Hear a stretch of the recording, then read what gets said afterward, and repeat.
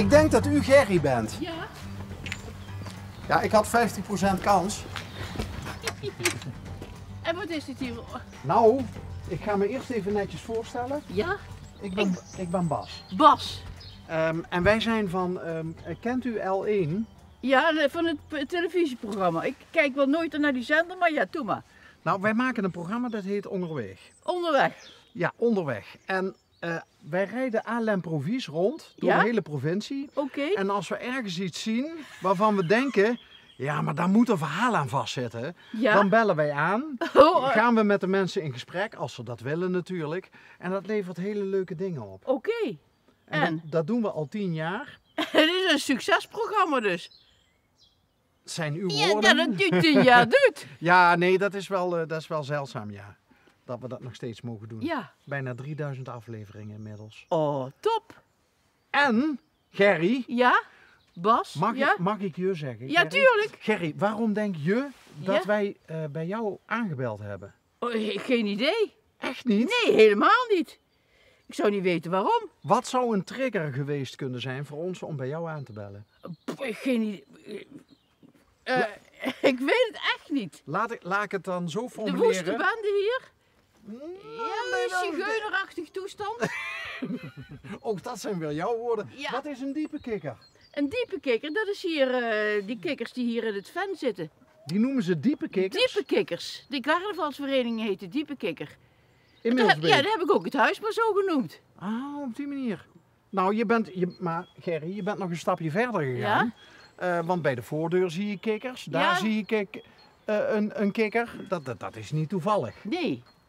Maar ja, die kikkers zitten daar in het ven. En het ven hebben ze weer helemaal, zoals eerst was het landbouwgrond en nu is het weer ven geworden door natuurmonumenten. Ja? En dus moeten die kikkers moeten weer terugkomen natuurlijk. Dus jij voelt met ze mee? Hè? Ja, ik voel met ze mee. Met de kikkers, met de diepe kikkers. Ja. Hé, maar het schadeformulier achter het raam. Ik dacht bij mezelf, is dat nou een grap? Of is dat schadeformulier? Ja, kom mee, Gerry. Schadeformulier? Ja, ik vond het... Ja, ik word betaald om op details te letten. Ja. En dan zie ik daar ik ga ervan uit dat het een gans is. Ja? Ja, en daar staat gewoon een schadeformulier. Even kijken, ik zal even... Ja, dat klopt. Ja, daar staat, wees hoffelijk, blijf kalm, word vooral niet boos.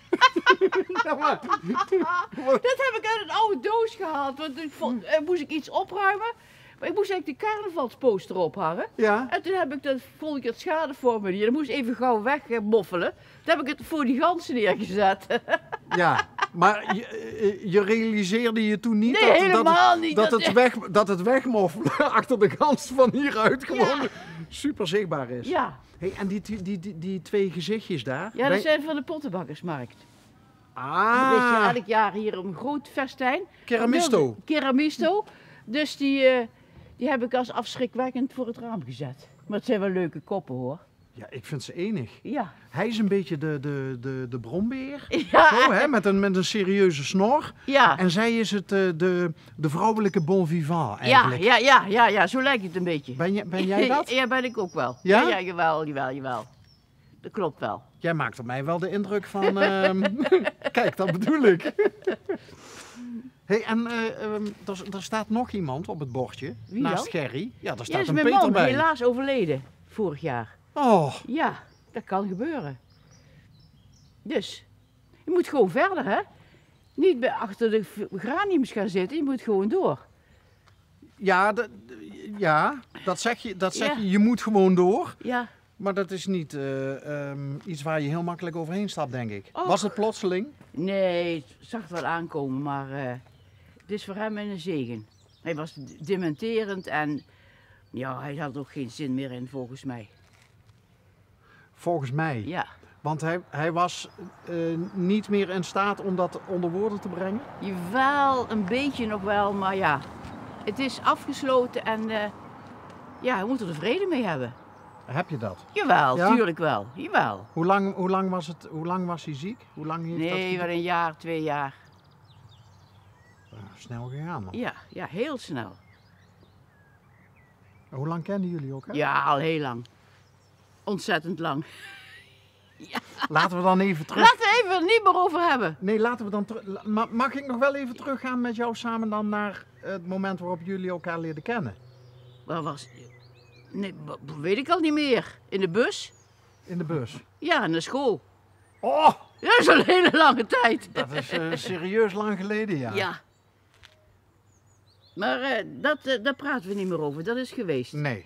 Nee. Doen we dan ook niet meer, maar Gerry, Ja? Keramisto, Ja? Iedereen die wel eens van Milsbeek heeft gehoord, weten dat, nou ja, de meeste mensen dan weten dat Milsbeek echt iets heeft met Ja, pottenbakkers. pottenbakkers.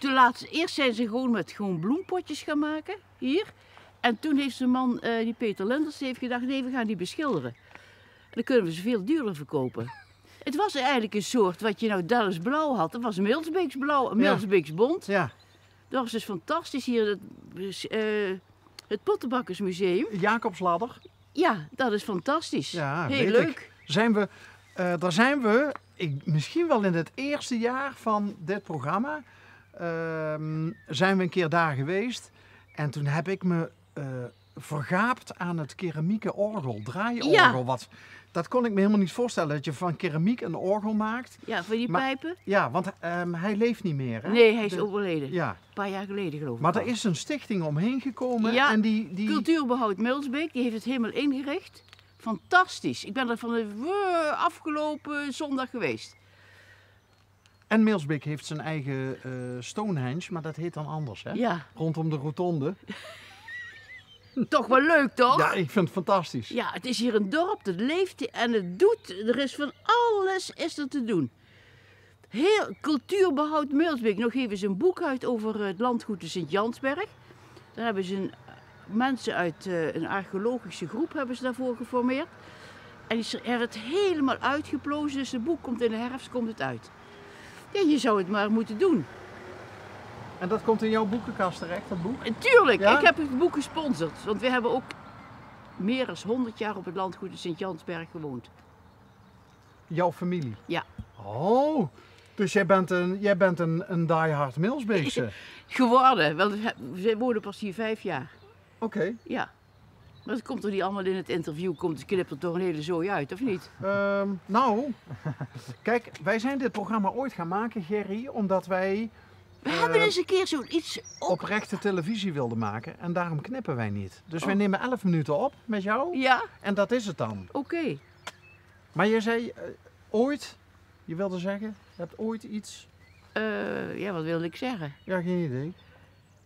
Dus dat boek zit erop te wachten dat het uitkomt. Want er komt de hele historie, wat wij ook nog niet wisten, dat hebben die mensen allemaal uitgevonden, die archeologen en die historici.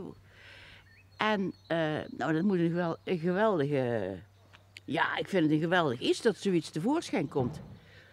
Wat is het meest opmerkelijke wat straks in dat boek staat, wat veel mensen in Milsbeek waarschijnlijk niet weten? Het is het mooiste landgoed, denk ik, van Nederland, met alle natuurbehoud wat er was. Serieus? Ja. Ja? Met die beken, met de dassen, met de zeldzame planten. Ja.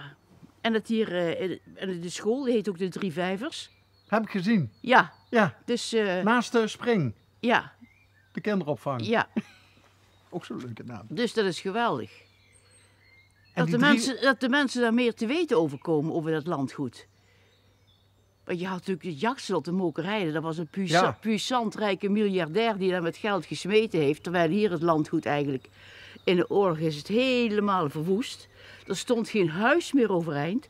De bomen waren voor de mijnbouw, die waren allemaal doorzeefd met kogels. Mensen waren allemaal op de vlucht, geëvacueerd door het hele land.